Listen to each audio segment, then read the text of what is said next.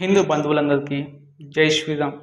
తిరుపతి వెంకటేశ్వర స్వామి ప్రసాదంలో జంతువుల యొక్క కొవ్వు, చేపల యొక్క నూనె కలిసిన విషయం అందరికీ తెలిసిందే. దేశం మొత్తం ఇప్పుడు దీని మీదే మాట్లాడుకుంటుంది. చాలామంది హిందువులు బాధపడుతున్నారు, వాళ్ళ యొక్క గొంతుని లేవనెత్తుతున్నారు.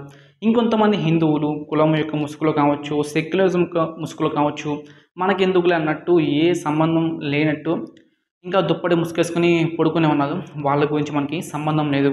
ఈ యొక్క సంఘటన మీద మాట్లాడుతూ ఆంధ్రప్రదేశ్ గౌరవ ఉప ముఖ్యమంత్రి వర్యులు శ్రీ పవన్ కళ్యాణ్ గారు చాలా బాగా అయితే స్పందిస్తూ ఉన్నారు.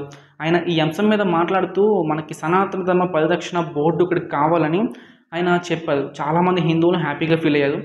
కొన్ని కొత్త ఆశలు అయితే వాళ్ళలో చిగురించినాయి. అంటే మన సనాతన ధర్మానికి తిరిగి మళ్ళీ పూర్వ వైభవం రాబోతుందని చాలా ఆనందంగా అయితే ఫీల్ అవుతున్నారు. ఇంకొంతమంది హిందువులు నిజానికి వాళ్ళు హిందువులే, కానీ హిందుత్వానికి ఆపోజిట్గా అయితే మాట్లాడతారు. ఇంకా పచ్చిగా మాట్లాడాలంటే వాళ్ళు నటిస్తున్నారు అనమాట. జస్ట్ హిందువులకైతే నటిస్తూ ఉన్నారు, సనాతన ధర్మాన్ని ఫాలో అవ్వట్లేదు. వాళ్ళు ఏం మాట్లాడుతున్నారంటే నిజంగా మనకి ఈ యొక్క సనాతన ధర్మ పరిరక్షణ బోర్డు అవసరమా అన్నట్టు మాట్లాడుతున్నారు. అవసరమా అంటే 100కి 200% మనకి సనాతన ధర్మ పరిరక్షణ బోర్డు అనేది అవసరమే. ఎందుకనేది కూడా చెప్తాను. వీడియో ఎక్కడ స్కిప్ చేయకుండా చివరికి చూడడానికి ప్రయత్నించండి. ఎందుకంటే మన ఇండియాలో ఇప్పుడు చర్చెస్కి ఏదైనా అయిందనుకోండి, the national council of the churches in India వాళ్ళైతే ముందుకొచ్చి మాట్లాడతారు. న్యాయం జరిగేంత వరకు వాళ్ళు రోడ్ల మీద నుంచి కదలరు. అలాగే ఇండియాలో ఉన్న మసీదులకు ఏదైనా జరిగిందనుకోండి, వక్ఫ్ బోర్డులు అయితే ముందుకు వస్తారు. సో వాళ్ళ గురించి మనకి తెలిసిందే. వాళ్ళు కూడా రోడ్లు ఎక్కుతారు, న్యాయం జరిగేంత వరకు కదలరు. అదేవిధంగా సిక్కులకి కూడా ఏదైనా అన్యాయం జరిగిందనుకోండి, వాళ్ళకి కూడా శిరోమణి గురుద్వార ప్రబంధక కమిటీ అనేసి ఒకటి ఉంది. వాళ్ళు ముందుకొచ్చి మాట్లాడతారు. కానీ మన భారతదేశంలో సనాతన ధర్మానికి, మన యొక్క హిందూ దేవాలయాలకి ఏదైనా జరిగితే ఒక్కరు కూడా ముందుకొచ్చి మాట్లాడడానికి లేదు. ఇలాంటి యొక్క సంస్థలు అనేవి లేవు మనకి. కొంతమంది కామన్ హిందువులు వచ్చి మాట్లాడతారు, కానీ వాళ్ళ యొక్క గొంతుని ఎప్పుడూ కూడా పట్టించుకోరు. వీలైతే వాళ్ళ యొక్క గొంతుని నొక్కేయడానికే ప్రయత్నిస్తూ ఉంటారు మన యొక్క దేశంలో ఉన్న రిమైనింగ్ వాళ్ళు. మనకి ఇలాంటి తరుణంలో మనకి సనాతన ధర్మ పరిరక్షణ బోర్డు అనేది చాలా అవసరం.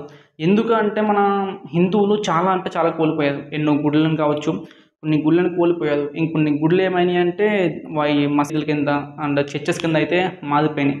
అలాగే ఎంతో దేవుని మాన్యాన్ని కూడా కోల్పోయారు. అంటే దేవాలయ యొక్క భూమిని దేవుడి మాన్యం అంటారు. సో అలాంటిది ఎంతో భూమిని అయితే కోల్పోయారు. నియర్లీ ఒక 50,000 ఎకరాలు ఉంటుందేమో, అంత భూమిని కోల్పోయారు. ఇందులో కొంత భూమిని వక్ఫ్ బోర్డు కూడా ఆక్యుపై చేసింది. అలాగే ప్రతి సంవత్సరం కూడా హిందువుల యొక్క దేవాలయాల మీద ఏ యొక్క దాడులు అనేవి జరుగుతాయి.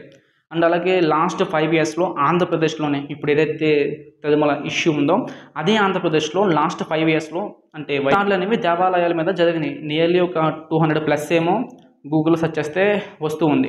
కొన్ని ఎగ్జాంపుల్స్ చెప్పాలంటే మీకు రామతీర్థంలో శ్రీరాముడి యొక్క తలని ఛేదించారు. అలాగే మనకి అంతర్వేది లక్ష్మీ నరసింహస్వామి యొక్క రథాన్ని కూడా కాల్ చేశారు. దాని మీద సిబిఐ ఎంక్వైరీ చేశారు. బట్ ఎలాంటి యూజ్ అనేది లేదు. అలాగే విజయవాడ కనకదుర్గాదేవి యొక్క గుడిలో వెండి సింహాలను కూడా దొబ్బేశారు. సో దాని మీద ఎలాంటి యాక్షన్ లేదు. ఇలా చెప్పుకుంటూ వెళ్తే కొన్ని వందలు అనేవి ఉన్నాయి. అలాగే రీసెంట్గా మన యొక్క తెలంగాణలో కూడా భూదేవి యొక్క విగ్రహాలు పగలగొట్టేశారు. అది కూడా చాలా ఇష్యూ అనేది నడిచింది. ఇలా చెప్పుకుంటూ వెళ్తే ఏదో ఒక అటాక్ అనేది మన సనాతన ధర్మం మీద జరుగుతూనే వస్తుంది. ఎప్పటి నుంచో పూర్వకాలం నుంచి, అంటే మొఘళ్ళు, బ్రిటిషర్స్ అప్పటి నుంచి కూడా మనకి ఈ దేశంలో ఇదే పరిస్థితి. ఇంకా మీకు ఇంకో విషయం చెప్పాలి ఏంటంటే, మన హిందువులు మాత్రమే ట్యాక్స్ అనేది కడుతూ ఉన్నాం. అంటే మనం రిలీజన్ వైజ్గా, అంటే మన హిందూ దేవాలయాలు మాత్రమే ఈ యొక్క గవర్నమెంట్కి ట్యాక్సెస్ అనేవి కడుతూ ఉంటాయి. అలా కట్టిన ట్యాక్సెస్ని గవర్నమెంట్ మొత్తం అందరికీ ఉపయోగిస్తుంది, హిందువులు మాత్రమే కాదు. ఒకప్పుడు మొఘల్స్ ఏంటంటే, హిందువులు గుడికెళ్ళి దేవుని దర్శించుకోవాలంటే మొఘల్స్కి ట్యాక్స్ కట్టాలి. బ్రిటిషర్స్ కాలంలో కూడా ఈ ట్యాక్స్ సిస్టమ్ అనేది నడిచింది. వాళ్ళు ఏంటంటే ఇతర మతాల వాళ్ళకి డైరెక్ట్గా పెట్టేవారు. కానీ ఇప్పుడు ఈ గవర్నమెంట్ చేస్తుంది ఏంటంటే, డైరెక్ట్గా మా దగ్గర తీసుకుంటుంది, ఇండైరెక్ట్గా వేరే మతాల వాళ్ళకైతే పెడుతూ ఉంది. వాళ్ళు మక్కా మదీనాలకు వెళ్ళాలంటే వాళ్ళకి ఫ్రీగా టికెట్లు ఇస్తారు, లేదంటే టికెట్లో కొంచెం వాళ్ళకి డిస్కౌంట్లు అనేవి ఇస్తూ ఉంటారు. అలాగే క్రిస్టియన్స్ కూడా జెరూసలేం ఎక్కడికి వెళ్ళాలంటే వాళ్ళకి కూడా ఫ్రీగా టికెట్లు అనేవి ఇస్తారు. సో అలాగా వాళ్ళకి రకరకాల ఫెసిలిటీస్ అనేవి ప్రొవైడ్ చేస్తూ ఉన్నారు. వాళ్ళకి మత విద్య కూడా ఉంటుంది. మన హిందువులకి గురుకులాలు కూడా లేవు. ఇలా చెప్పుకుంటూ వెళ్ళిపోతే హిందువుల మీద ఈ దేశంలో ఎప్పుడు కూడా అన్యాయం జరుగుతూనే వచ్చింది. ఇలాంటి అన్యాయాలన్నింటిని కూడా అరికట్టాలి అంటే మనకి సనాతన ధర్మ పరిరక్షణ బోర్డు అనేది చాలా చాలా ఇంపార్టెంట్. సో పవన్ కళ్యాణ్ గారికి ఒకటే చిన్న రిక్వెస్ట్, సార్ మీరు ఎలాగైనా సరే వీలైనంత త్వరగా హ్యాస్ సూన్ హ్యాస్ పాసిబుల్ ఇలాంటి ఒక బోర్డుని తీసుకొచ్చే చర్యలు అనేవి తీసుకోవాలి. అలాగే మన యొక్క హిందూ దేవాలయాలన్నింటినీ కూడా గవర్నమెంట్ యొక్క కంట్రోల్ నుంచి విడిపించి ఈ యొక్క బోర్డుకి అనేది అప్పగించాలి.